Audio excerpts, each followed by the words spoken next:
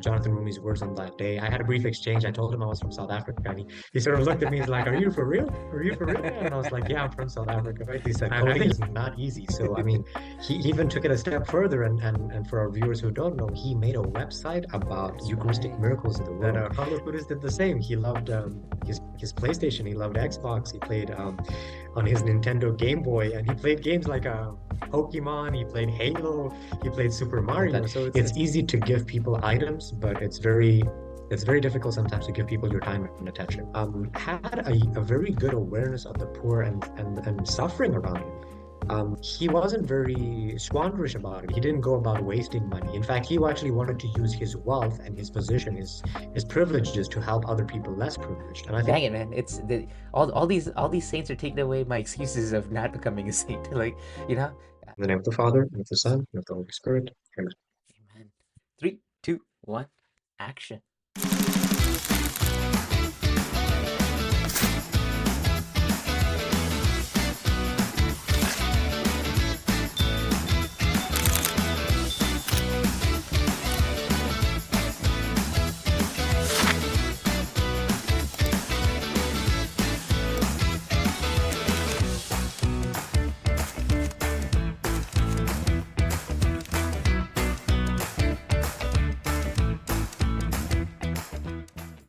All right, welcome back, guys. We have a very special episode today, and before we go on to that, I want to ask if you haven't subscribed already, please do subscribe. That's one way you guys can help and support us. Like the videos, and let us know how we're doing, what we can improve on, and anything you guys are interested in listening. Please do let us know, and please make sure to share this with all your friends and family. So, like I was saying, we have a very special episode and a very special guest. So we have here the very familiar, very beloved, Brother George. Brother George, you want to say hi real quick before we get started? Yeah, hi to all our viewers, and glad to be back again. And yeah, it's been a busy time recently, but very happy to see you, Jarek, and excited to share with our viewers. I think an episode which is probably Mhm. gonna raise a few eyebrows and bring something not known, especially to our youth, about our new saints in the Catholic Church. Yeah. So hey, that's a good segue. And you can see in the background of this video, you'll see two people, two very special people, Saint Carlos Acutis and Saint Giorgio Frassati. So, Brother George, you wanna take it away with the because you were there in person at the canonization, and I got some pictures and videos of the thing. It looked really cool. So please take us through what that day was like. So definitely, so I think just to give a bit of context to our viewers, the canonization was actually scheduled for April. Um, by Pope Francis. And as we all know, tragically, Pope Francis passed away at that time. And may we remember him in our prayers, especially with this episode. Um, so a lot of the people who were supposed to attend the canonization were in Rome that week. And unfortunately, what happened was instead of attending the canonization, many of us, myself included, were present for the funeral of Pope Francis. And that brought in a lot of people. And then there was this sort of this obviously this sense of sadness because obviously all these young people came to Rome for the canonization, but unfortunately, because of the situation, the circumstances which transpired, it ended up being postponed, and we had the funeral of Pope Francis. After the election of Pope Leo XIV, probably one of the most encouraging um, maybe notifications to come out was the fact that the canonization had been scheduled for September the 7th. And this was Pope Leo's first canonization, which he presided over. And it really is a big event in the Catholic Church because we have two new saints um, from basically Saint Carlo Acutis being a very recent basically from this millennial and the first millennial saint, and then Giorgio Frassati, which is from the 1900s, and he also died at a young age, about the age of 24, Wow. and two young saints that basically the youth can look up to.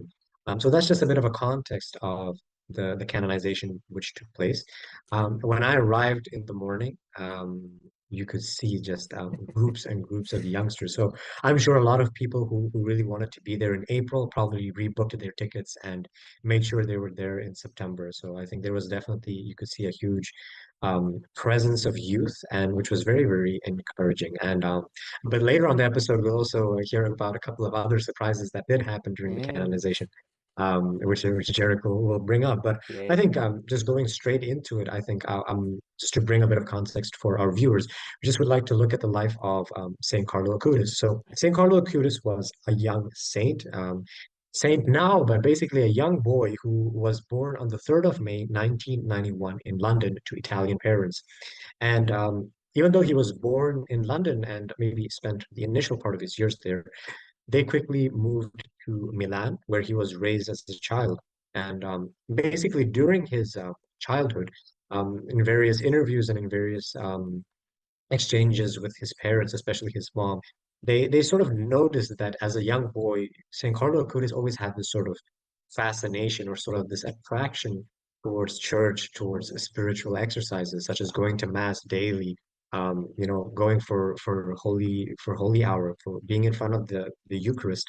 And I think they really took note of him because even as a young boy, he was just a regular kid, just like any of us growing up. And they could see that there was sort of this internal attraction or sort of alignment towards the church and spiritual activity. Mm. And even growing up, just being a normal kid, this will probably be funny to say, but our Carlo Acutis was a gamer. He loved playing video games, and I did a bit of research because I also loved playing video games growing up. I used to play on my PlayStation, my PSP. I Mm. used to play on my Xbox, Nintendo, and funny enough, I found out that Carlo Acutis did the same. He loved his PlayStation. He loved Xbox. He played on his Nintendo Game Boy, and he played games like Pokemon. He played Halo. He played Super Mario. So it's games that are very familiar, especially to a lot of us. So it's funny to think that he grew up as a regular kid, just like any of us. Yeah. One of the first things that maybe his mom noticed was that he was basically self-disciplined. So Wow. you would think that for someone as a young kid, playing video games is pretty fun. So you'd get addicted, or you'd spend a lot of time maybe on playing games. But Carlo Acutis had this habit of basically limiting himself to about 2 hours a week Wow. playing video games. So it just showed he had a self-discipline and a consciousness of time from a young age. And basically, his tech skills came about from this interest in video games and technology and the internet. And basically, he was a self-taught coder. And his mom comments that they would get books, which would basically be for much older kids, for like high school and university kids, Right. and he would go through these books and slowly learn how to code growing up at a very young age. So I think it's very interesting to see that he sort of pushed himself, and there was this force pushing him, and we can definitely see and say that this was the Holy Spirit and that God had very special plans for this young man. Um, he was also someone that loved to be with the people. He really loved to help people in various of his experiences with his classmates, with strangers. He was very, very compassionate, very merciful, very willing to help people. He loved animals, and he had cats and he had dogs growing up. And he'd even make vlogs and videos with them. And these are still accessible to us today.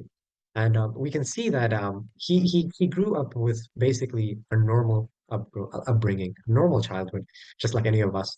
And unfortunately, he was diagnosed with leukemia.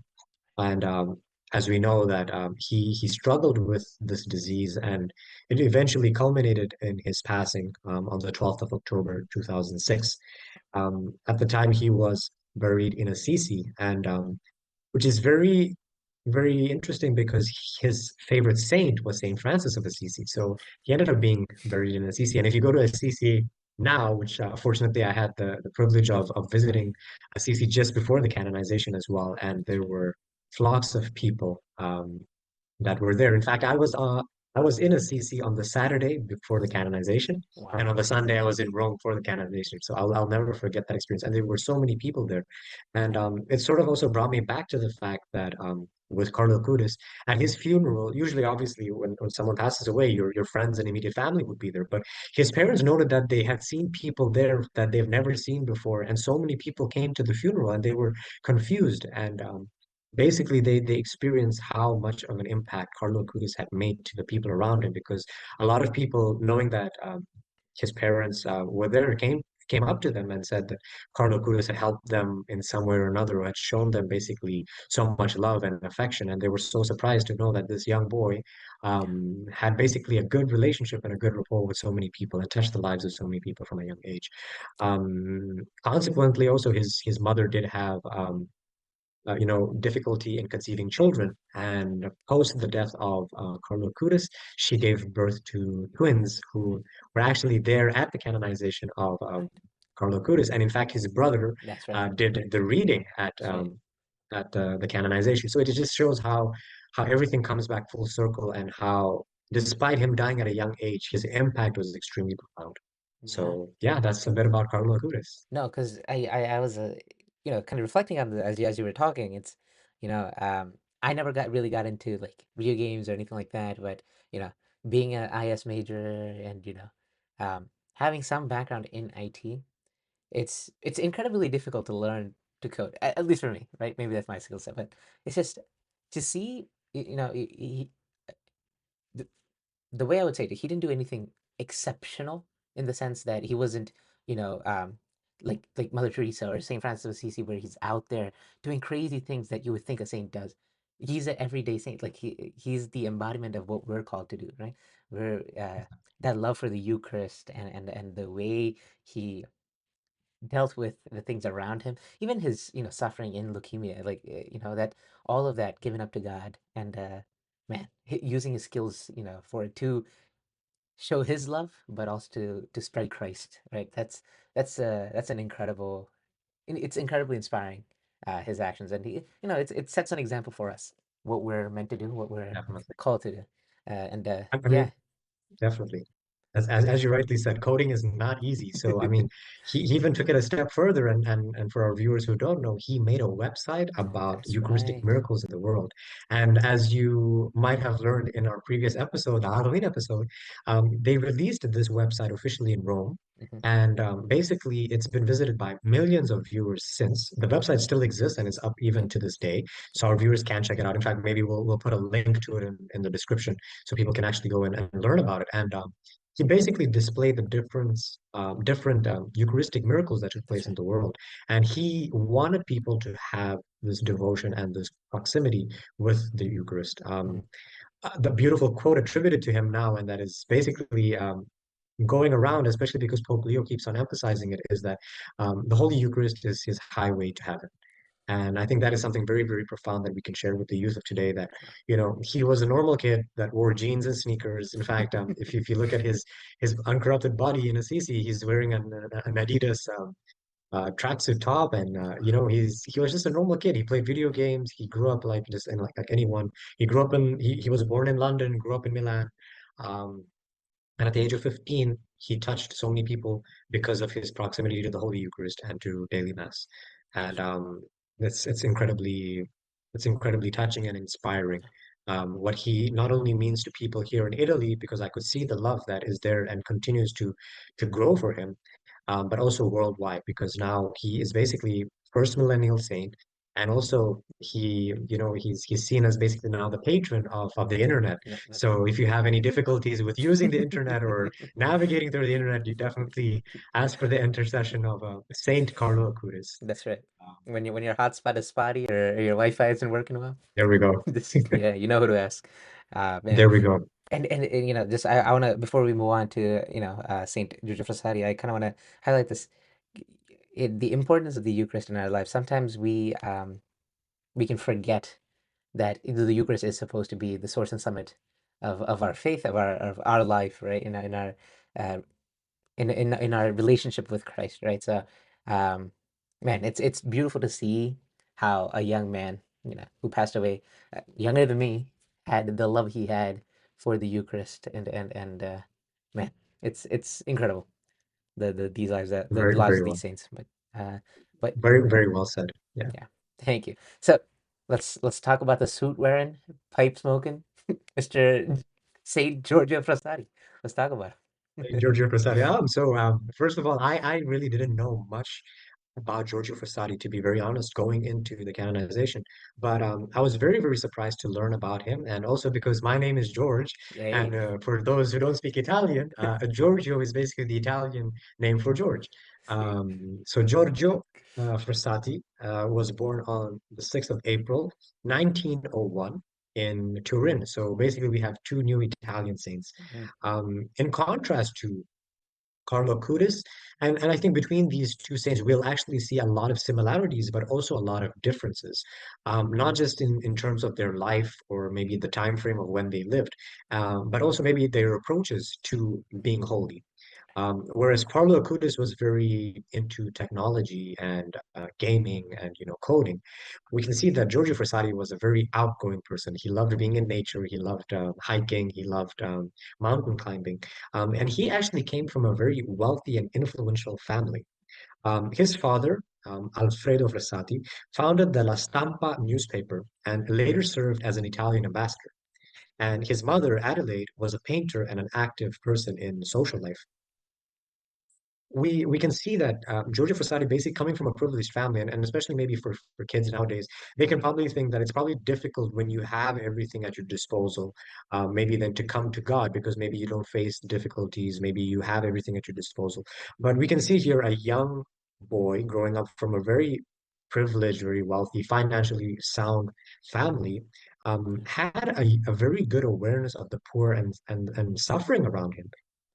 In fact, even though he was very outgoing, very, very, willing to enjoy life, he wasn't very squanderish about it. He didn't go about wasting money. In fact, he actually wanted to use his wealth and his position, his privileges to help other people less privileged. And I think that is a very, very amazing, attitude to have because, sometimes we can think of how much can I gain, how much can I accumulate? And I think here we're seeing someone that basically was born with everything that they needed, Right. but still wanted to give some of that and share some of that with others. Um, and the same with Giorgio Frassati. He had a good relationship with the Lord growing up. And I think even if you're young and maybe you don't have that relationship right now, there's always that opportunity. There's always that possibility of drawing closer to the Lord. And I think these two saints definitely offer that. Um, in terms of Giorgio Frassati, there's a lot of things we need to understand because Turin, as you know, is one of the prominent cities in Italy. And you can imagine at that time there were definitely a great distinction between families who were rich and families who were poor. Mhm. So for Giorgio Frassati, he had seen how there were a lot of poor people in Turin, and he basically sought to help them in various ways. And these sort of experiences really set him apart because people really felt that he was trying to make difference in the lives of others. He basically he would go around helping a lot of poor people in the neighborhoods in Turin. And I think these experiences also like sort of gave a good impression that there was this young boy that would eventually become a saint now. Um, we know that he also has a similar struggle where he died of a disease called polio, which he contracted and basically the understanding is because he was always in the presence of the poor. And as we know, maybe that medical facilities and medical aid was not as good or maybe as advanced as we have it today. Wow. And he unfortunately passed away at the tender age of 24 in Mhm. 1925.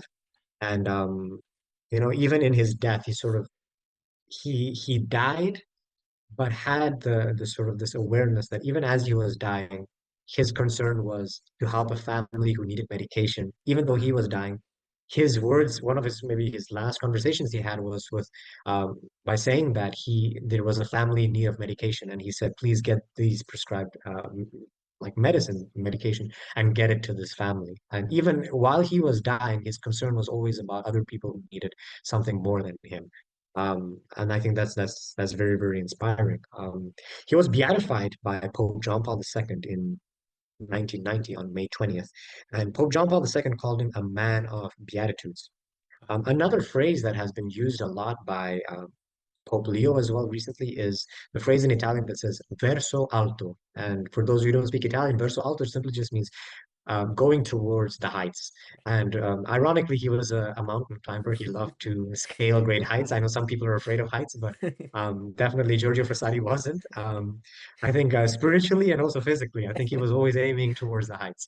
And I think, that is just beautiful to see that, he grew up in a time maybe where technology wasn't as advanced as it was today. So it shows that you can be someone in a digital space and become a saint, but you can also be someone that loves to be outdoors, loves to be with the people, and loves to be in nature. And if you see the beauty of creation, we can see the beauty of the creator because God created all things. Yeah. So yeah, that's a bit about Giorgio Frassati. And Yeah. I think there's a lot of things we can learn from these two saints, Derek. Yeah, no, the two things that came to mind was one of them, the verso alto, right? To aim for the heights. I believe it was Giorgio Frassati that said, uh, whoever gets to the height first has to bring up the others, right? Something like he had a conversation with his Yeah. friends, right? So Yes. that's very, very inspiring to hear that. Like, that's what we're called to do. And dang it, man, it's all these saints are taking away my excuses of not becoming a saint. Like, you know, uh, There we go. because I saw a Bible verse today. I was talking to you about this Romans 12 too. I think that's very, very apt Yes. in this situation, right? This was the theme for our Senecal, the leadership conference as well, right? To be sorry, was it Senecal? I'm sorry, I might be mixing stuff up, but it was uh, to be in the world but not of the world, right? Uh, and these two are the best examples of that.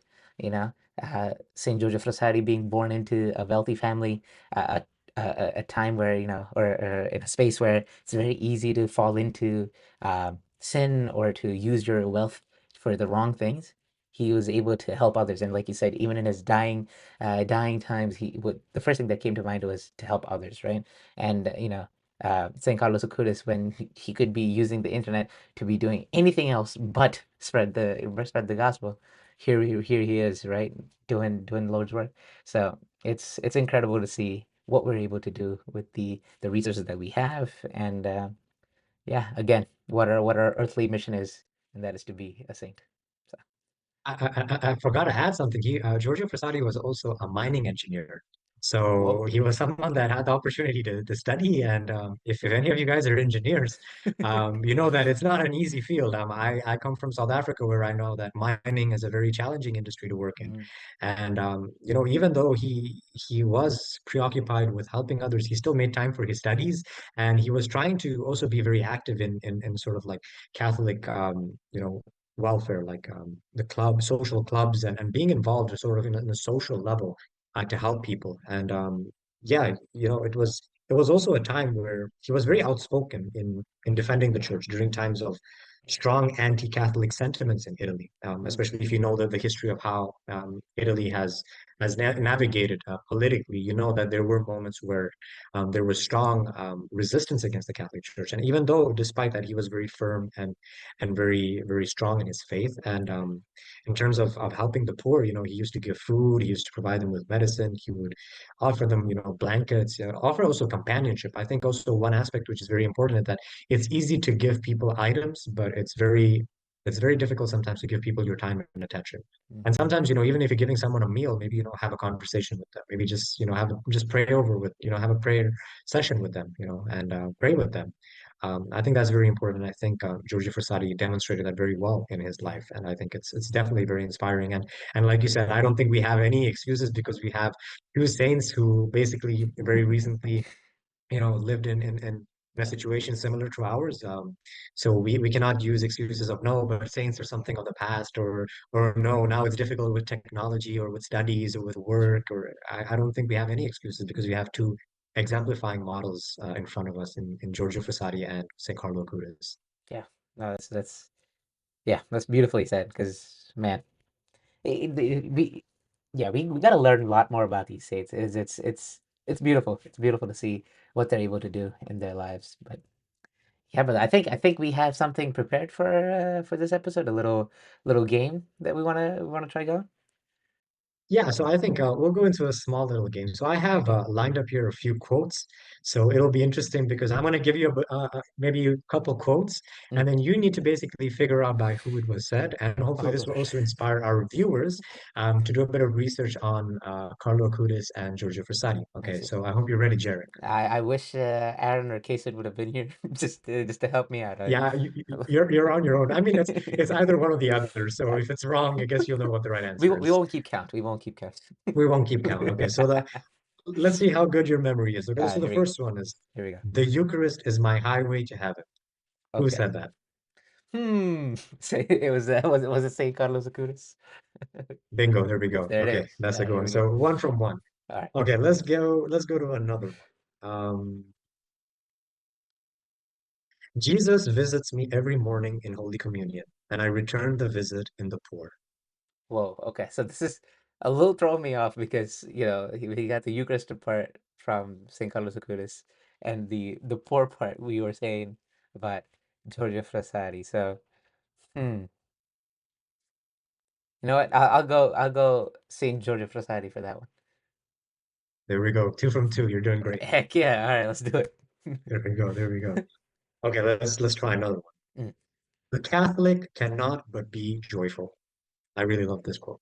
Okay, so see, that's actually really good because in one of my recent conversations I was talking about joy, and how we're called to have a smile on our face, be joyful, to spread that love. So I'm thinking, I've heard a lot about. I've seen this picture of Saint George of Frassati standing upon a mountain, like he's like has his hands on his hips and he's like laughing. So when you said that quote, that's the image that popped into my mind. So I think I'll go with Saint George of Frassati on that. 3 from 3. You're doing great. Let's do it. Alrighty. Let's try maybe get another one or two more. And I All think right. Let's do I it. think let's see if we can make it 5 from 5. So you're 3 from 3. Okay. So the next one, I really like this quote. Okay, Okay. so it says, if we stand in front of the sun, we get a tan. But if we stand before the Eucharist, we become saints. Okay. Again, the uh the Eucharistic part points me towards Saint Carlos Acutis. But one thing I did want to reflect on was this the there was a point that you made earlier about going towards the heavens and uh, about Saint George of Frassati, but it reminded me in our liturgy, and it just popped back into my head. That's why I'm going back to this. But there's this finding beauty in nature and things like that. In our morning prayer, we say, heaven tells the glory of God, and the firmament proclaims His handiwork. And for some reason, it reminded me of that. It's beautiful to see how, um, you know, God created this world for us. So rather than being in the world and seeing it and praising God for it. So, but that's away from the point. Let's. I think that quote is Saint Carlos Acutis.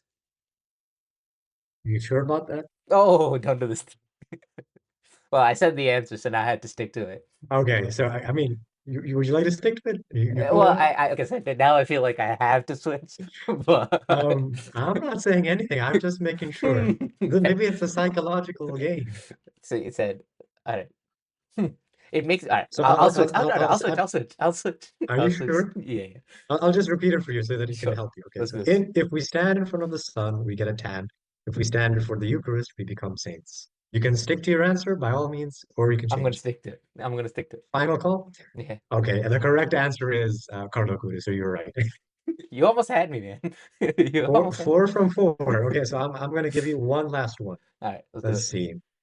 I got a couple of good ones here, but I think our viewers should definitely go and check it out. Okay. There's so many good quotes by our recently or canonized saints. That's right. So very, very inspiring and very, very profound. Yeah. Okay, one more. All right, let's do it. Sadness is looking at oneself. Happiness is looking towards God. I feel like, see, the one thing that's helping me, I think, is the language that's used. It's, oneself, and it sounds more like old English. Maybe I'm reading too much into it, but I'm gonna say Saint Giorgio Frassati. Okay, the correct answer is Carlo Acutis. Oh, I had a streak going. I had it going. No, he had a streak going, but Oh, I mean, there was a very good observation. But I think this is man. also one of those quotes where I was like, "Wow, it's very profound," but Yeah, also maybe something that I wouldn't expect maybe Carlo Acutis to say. right. A But yeah, 15-year-old. sadness Yeah, is a 15-year-old saying this, spitting it's some bars, giving some wisdom. But yeah, sadness is looking at oneself, but happiness is looking towards God. wow. So those are a couple of quotes from our newly canonized saints. And Wow. I know I don't want to make the episode too long because there's Right. some extra information that we also need to share with our viewers. So Yeah. maybe Jarek, would you want to bring that to our viewers' attention? We do have to talk about someone very, very special. This he plays Jesus. He's in a very well-known series called The Chosen. We had so you had the chance to be with Jonathan Roumie, and That's correct. man, it blew my mind when you sent me that photo. I'm like, am I looking at a cutout here? Are we is this like some AI stuff? What's happening here? So then no, I was Too good to be true. right. I was in church and I saw it and I had some of the altar boys next to me and I'm like, yo, look who Brother George's hanging out with. So yeah, they were all excited to see it and it was awesome. But yeah, brother, please take it away.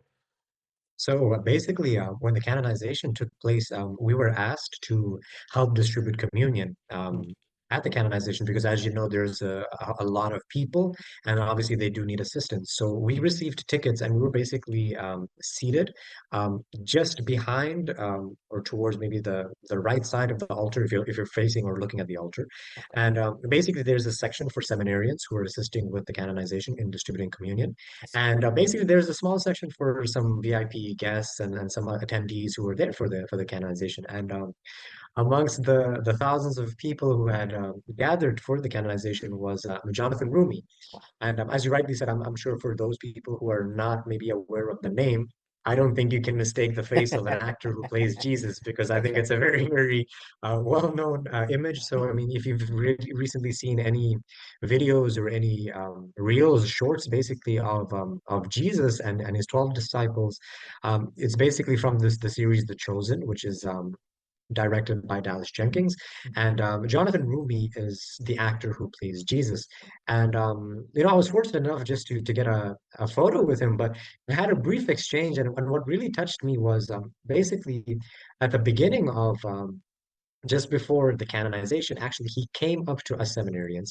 And I think this just shows basically the kind of person and the kind of humble actor and humble, brother of faith that Jonathan Roumie is, because as many of you know, Jonathan Roumie grew up in New York City. He was born in 1974, and he was baptized in the Greek Orthodox Church.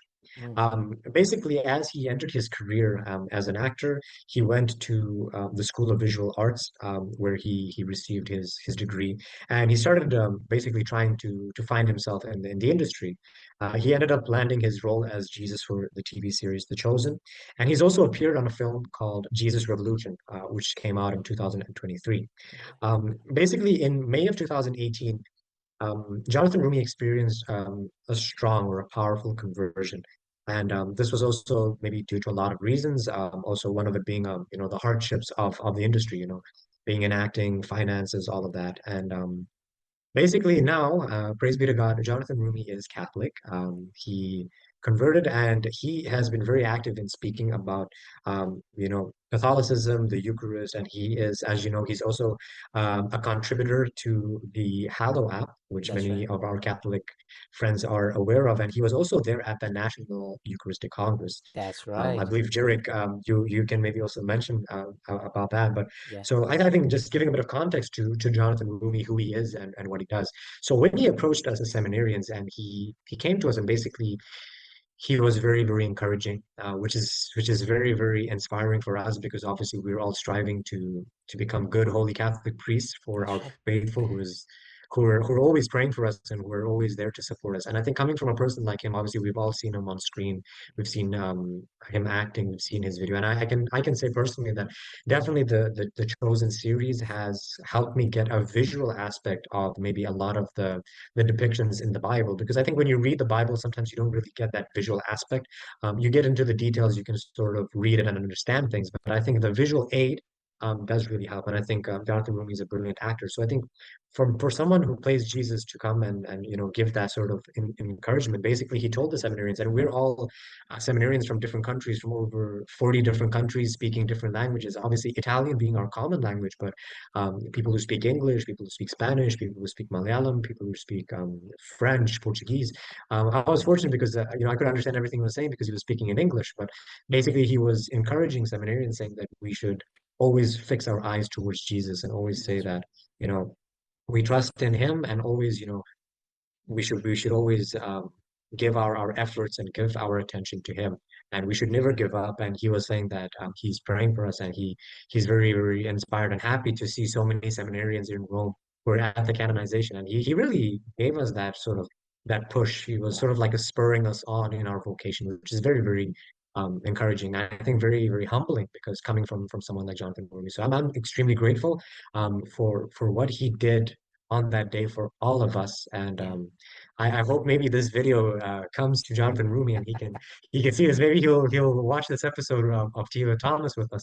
But genuinely, from the bottom of my heart, and also to Dallas Jenkins, the Chosen series, it's been very, very inspiring and humbling how they are reaching out to millions and millions of viewers who want to get closer to the Lord and deepen their relationship with Christ. And I think Jonathan Rumie's words on that day, I had a brief exchange. I told him I was from South Africa, and he sort of looked at me. He's like, "Are you for real? Are you for real, man?" And I was like, "Yeah, I'm from South Africa."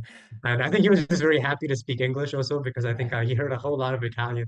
So yeah, so it was a very, very great encounter. And yeah, not to sidetrack it from our episode, which is about Carlo Acutis and Giorgio Frassatti, but I think Jonathan Rumie's presence there also was a great testimony to these two saints, and also a great testimony to exactly what we've been talking about, that you can use your talents, you can use Exactly. digital spaces, and you can use your influence to help influence God's people and Yes. bring God's influence and be an influencer, be a Mm. digital influencer. So Ooh. All right, brother, stop rapping. very good. Yo. I'm sorry. Yeah. No, So I mean that's pretty much yeah, that's pretty much my whole experience of the canonization and my exchange with Jonathan Roumie. no, that's perfect. I mean, I think about how, Jonathan Rumi is the perfect guy to meet at something like the canonization of these two saints, because like you were talking about his it's it's crazy how every morning when on my commute to work I hear Jesus saying the rosary, and him reading the Bible to me. So it's pretty funny how that works. Very But good. at the Eucharistic Congress, he had this shirt on.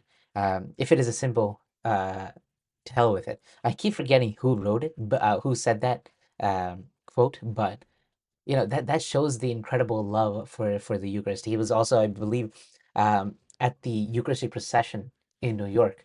He was there and in support, and that's shows the incredible love for the Eucharist that both of these saints showed, right? And it shows he kind of sets Jonathan Rumi kind of sets an example for us, right? He's in a space where he is that influencer, right? He's able to kind of the whole Chosen series is able to bring Christ to a lot of these people that may not know who Jesus is, or may not be interested in learning about the Bible, but here's a resource that they can come to and kind of somewhat see the visual depictions that happen in the Bible. So, and they do it very creatively too. It's like, I do very Jesus much. has a great sense of humor. It's incredible work that they do. So, it is beautiful to see how um, these saints can influence our lives, and how our lives can change and turn more towards God. So, it's incredibly beautiful.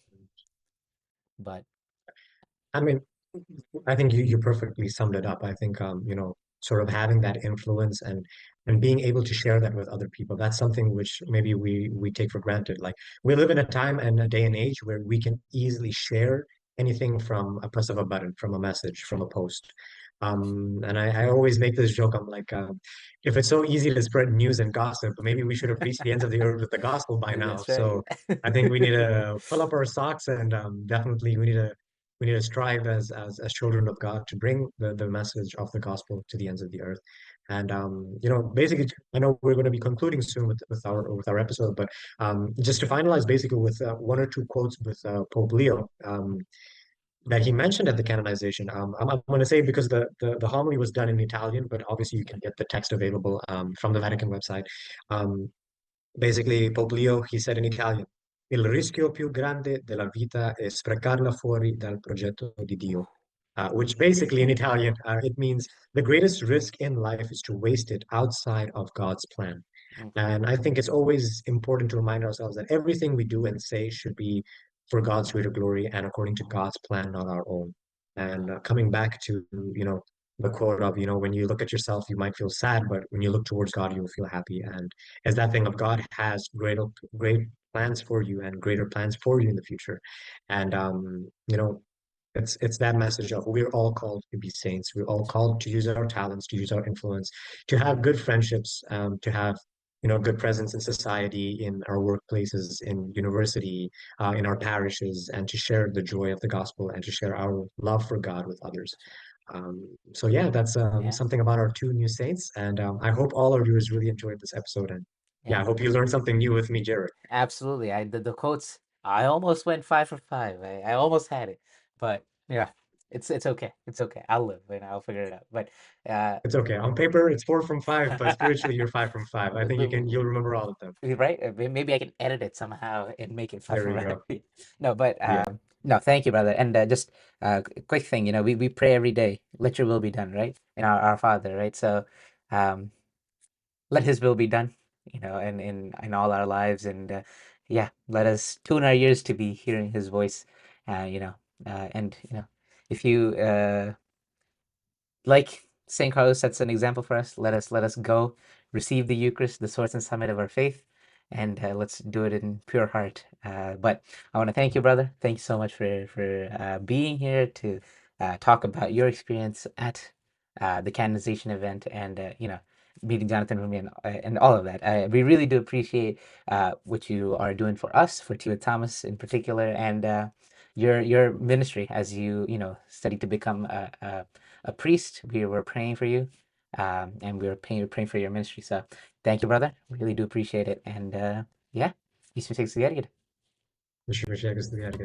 Thanks so much, Jared. Really appreciate it. And to all our viewers, I would just like to say, please do continue to pray for the T.O. Thomas Ministry. Thank you for all the love and prayers that you share with Brother Chris and myself in our priestly formation. And also pray for more vocations and for more people to actively respond to the vocation of priesthood and religious life. And, even if you don't feel that that is your calling, we're all called to be holy and called to be saints, called to be influencers. And verso alto, go towards the heights, as Carlo Acutis and Giorgio Frassatti have reminded us and shown us with their lives. So, to all our viewers, may God bless you. And yeah, we'll see you soon on another episode. Grazie, Senor. See you.